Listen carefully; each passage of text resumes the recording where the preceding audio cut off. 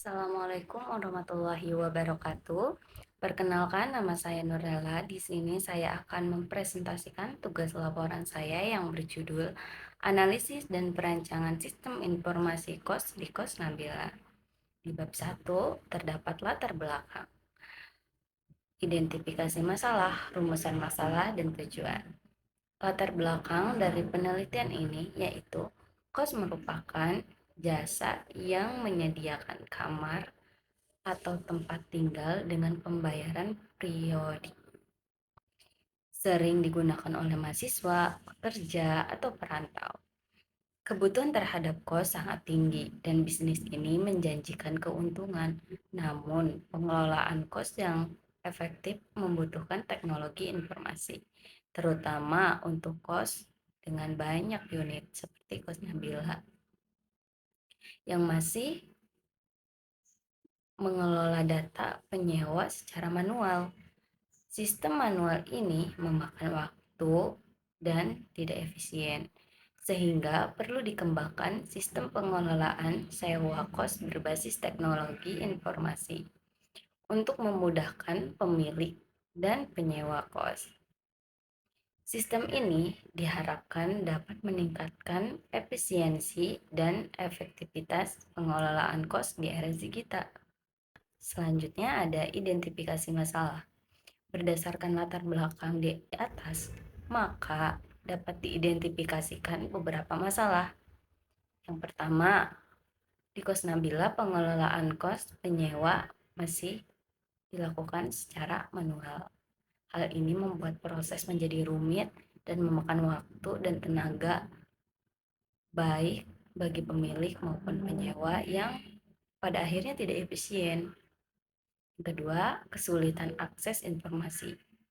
Penyewa kesulitan mendapatkan informasi tentang kesediaan kamar, pembayaran, dan lainnya. Selanjutnya ada rumusan masalah.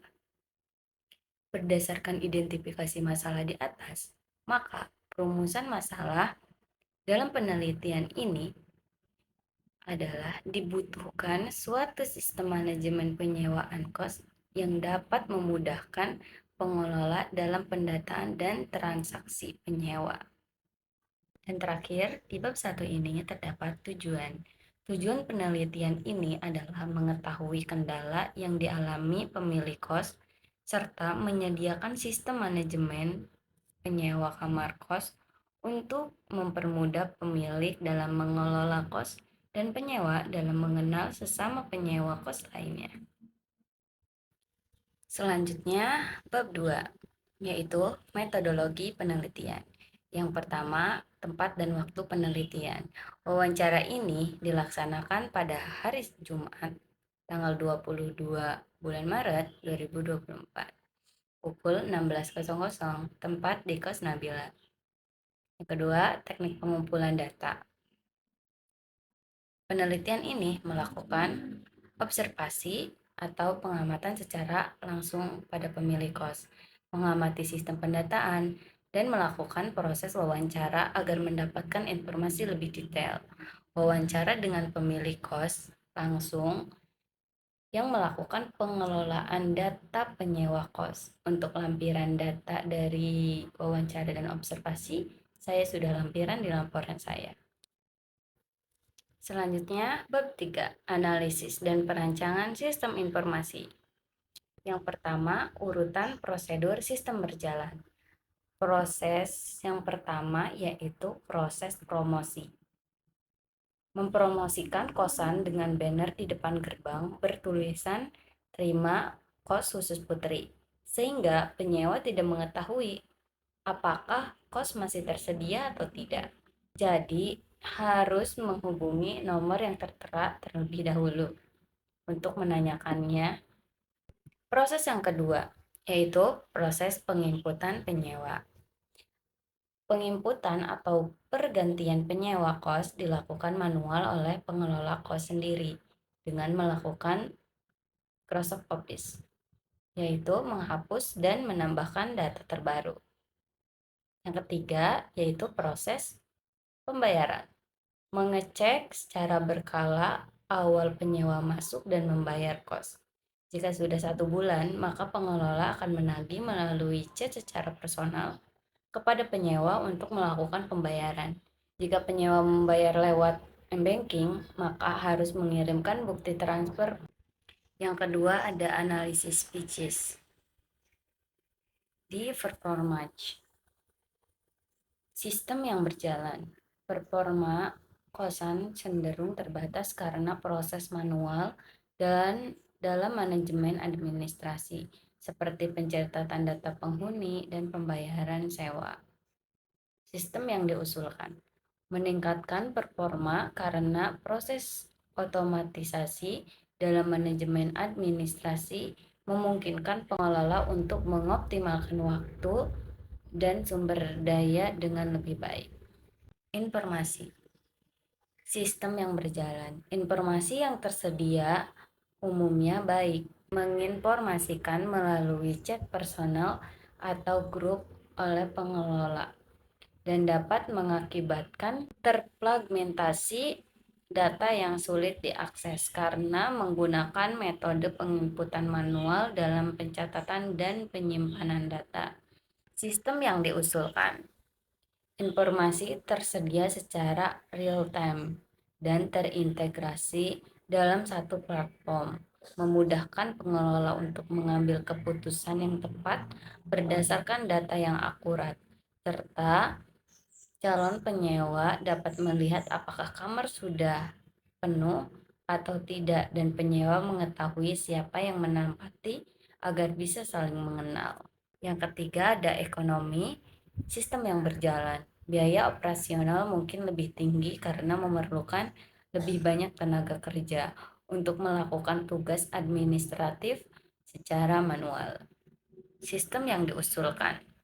Pengguna sistem dapat mengurangi biaya operasional dalam jangka panjang karena efisiensi operasional yang meningkat dan mengurangi kesalahan manusiawi. Yang keempat ada kontrol.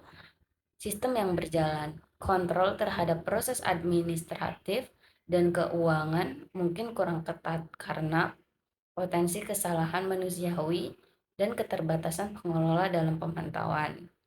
Sistem yang diusulkan, sistem APSI memberikan kontrol yang lebih baik melalui fitur validasi data, pelacakan pembayaran, dan laporan yang terstruktur meningkatkan keakuratan dan keamanan informasi. Yang kelima ada efisiensi sistem yang berjalan. Proses administratif memakan waktu lebih lama dan rentan terhadap kesalahan, mengakibatkan rendahnya efisien dalam operasional kosan. Sistem yang diusulkan. Efisiensi operasional meningkat karena otomatisasi proses, pengurangan waktu yang dibutuhkan untuk tugas-tugas administratif, dan pengoptimalan sumber daya. Yang keenam, servis sistem yang berjalan. Layanan kepada penghuni mungkin kurang optimal karena fokus yang terbagi antara tugas administratif, pemantauan, dan pelayanan langsung. Sistem yang diusulkan, layanan kepada penghuni dapat ditingkatkan karena pengelola memiliki lebih banyak waktu dan sumber daya untuk fokus pada kebutuhan penghuni, seperti perawatan properti, komunikasi yang lebih baik, dan respon yang lebih cepat terhadap permintaan. Oke, yang ketiga ada rancangan input. Di rancangan input ada prompt input pengguna, prompt input daftar akun penyewa, prompt pembayaran penyewa, dan informasi laporan keluhan. Oke, yang keempat ada rancangan proses. Rancangan proses menggunakan use case diagram yang merupakan suatu susunan untuk mengidentifikasikan bagaimana suatu sistem terlihat di mata user atau pengguna. Jadi, penyewa baru bisa registrasi, login, menu utama penyewa, membayar uang bulanan dan histori pembayaran, dan melaporkan keluhan. Untuk penyewa lama bisa langsung login, langsung masuk ke menu utama penyewa, membayar uang bulanan dan histori pembayaran, serta melaporkan keluhan. Untuk pemilih, bisa login, menu utama pemilih, data penghuni, laporan keuangan bulanan, data jatuh tempo, mengonfirmasi keluhan penyewa. Yang kelima, ada rancangan output. Di rancangan output terdapat from output keuangan bulanan, from output laporan keluhan, from output jatuh tempo, from data penghuni, dan from histori pembayaran. Yang keenam, ada rancangan database atau file. Rancangan database dari program ini ada 10, yaitu sebagai berikut. Yang ketujuh, ada rancangan menu atau dekomposisi fungsi seperti ini. Yang kedelapan, ada rancangan jaringan. Rancangan jaringan untuk web manajemen cost mencakup komponen-komponen utama yang diperlukan untuk menghubungkan berbagai bagian sistem secara efektif dan aman, dan harus mencakup infrastruktur yang dapat menangani lalu lintas data dari pengguna seperti penyewa dan pengelola kos ke server, aplikasi web, dan basis data, yaitu mulai dari internet, router, firewall, menuju ke web server, app server, dan database server, terus ke switch, dan langsung ke laptop atau PC pemilik, smartphone pemilik, dan outer device penyewa. 9, ada rancangan hardware. Rancangan hardware untuk sistem manajemen cost berbasis web mencakup spesifikasi perangkat keras yang diperlukan untuk mendukung infrastruktur jaringan, server, dan rancangan pengguna. Berikut adalah komponen hardware yang dibutuhkan. Yang pertama, ada server hardware. Server digunakan untuk menjalankan aplikasi web, basis data, dan komponen lainnya, yang seperti web server atau application server atau database server. Yang kedua, ada networking hardware, perangkat jaringan yang digunakan untuk menghubungkan server, perangkat pengguna, dan menyediakan akses internet. Terdiri dari router, firewall, dan switch. Yang ketiga, ada perangkat klien, perangkat yang digunakan untuk pemilik kos dan penyewa mengakses sistem manajemen kos. Terdapat laptop pemilik, handphone pemilik, dan outer device penyewa. Untuk spesifikasi yang mendukung akses web melalui browser modern.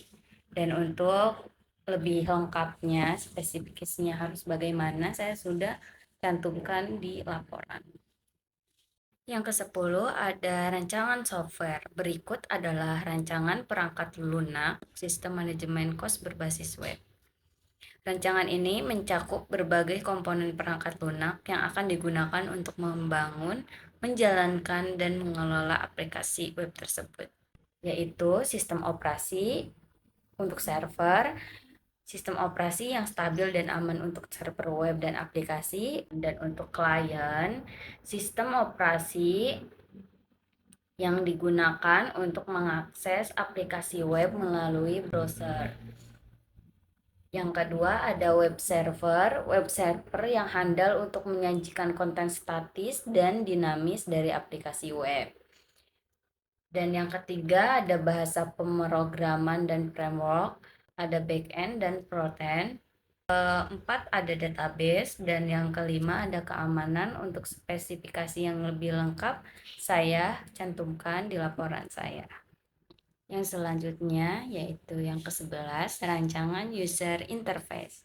Mencakup tampilan dan interaksi yang akan dihadapi oleh pengguna sistem manajemen cost baik pemilik maupun penyewa. Yang pertama, ada halaman login. Yang kedua, ada halaman register penyewa. Yang ketiga, ada halaman lupa kata sandi. Yang keempat, ada halaman utama penyewa. Yang kelima, ada halaman utama pemilik, yang keenam ada halaman pembayaran penyewa, yang ketujuh ada halaman data histori pembayaran penyewa, yang kedelapan ada halaman laporan keluhan penyewa. Ke-9 ada halaman data penghuni, ke-10 ada halaman laporan keuangan bulanan, yang ke-11 ada halaman data jatuh tempo, yang ke-12 ada halaman data laporan keluhan. Oke, untuk yang ke-11 ada rancangan kontrol user. Rancangan kontrol user mencakup fitur-fitur dan mekanisme yang memastikan keamanan, otorisasi, dan pengalaman pengguna yang baik dalam sistem manajemen kos. Yang pertama ada autentikasi. Login dengan username dan password menggunakan JWT untuk menjaga sesi pengguna tetap aman. Yang kedua ada otorisasi. Role based access control mengatur akses berdasarkan peran pengguna, pemilik, dan penyewa. Yang ketiga ada keamanan. Enskripsi data menggunakan SSL untuk enskripsi data antar klien dan server. Password hashing dengan algoritma yang aman dan proteksi serangan. Yang keempat ada manajemen pengguna. Daftar akun, formulir pendaftaran untuk pengguna baru, dan verifikasi email. Reset password, fitur untuk mereset password melalui email. Yang kelima ada auditing dan logging. Logging aktivitas mencatat aktivitas penting seperti login, perubahan data, dan transaksi pembayaran. Audit trial menyimpan jejak perubahan untuk memudahkan pelacakan dan pemulihan data jika terjadi kesalahan. Yang keenam ada notifikasi, email atau SMS notifikasi. Mengirim pemberitahuan untuk membayar yang jatuh tempo dan konfirmasi pembayaran serta aktivitas penting lainnya. Yang ketujuh ada pemantauan. Yang ketujuh pemantauan halaman admin dan manajemen sesi pengguna serta memberikan opsi untuk mengakhiri sesi yang mencurigakan. Selanjutnya yaitu bab 4, kesimpulan. Dari hasil pembahasan di atas, maka dapat disimpulkan bahwa jika dengan adanya sistem informasi manajemen kos Nabila, kendala di kos ini bisa diperkecil kesalahan dalam mencatat dan mempermudah admin dalam mengelola data dan pembayaran kos, sehingga meningkatkan proses pendataan, pembayaran, serta laporan yang dapat dibuat secara efektivitas, efisien, dan dengan waktu yang cepat. Sistem manajemen kos yang dirancang ini berfokus pada keamanan, efisiensi, dan kemudahan penggunaan. Dengan integrasi fitur-fitur penting seperti autentikasi yang kuat, infrastruktur perangkat keras dan lunak yang dipilih memastikan bahwa sistem dapat beroperasi dengan handal dan aman. Sementara antarmuka pengguna yang intuitif bisa meningkatkan pengalaman pengguna baik bagi pemilik maupun penyewa. Makasih. Mungkin itu saja yang dapat saya sampaikan. Kurang lebihnya mohon maaf. Billahi taufiq wal hidayah. Wassalamualaikum warahmatullahi wabarakatuh. Bye.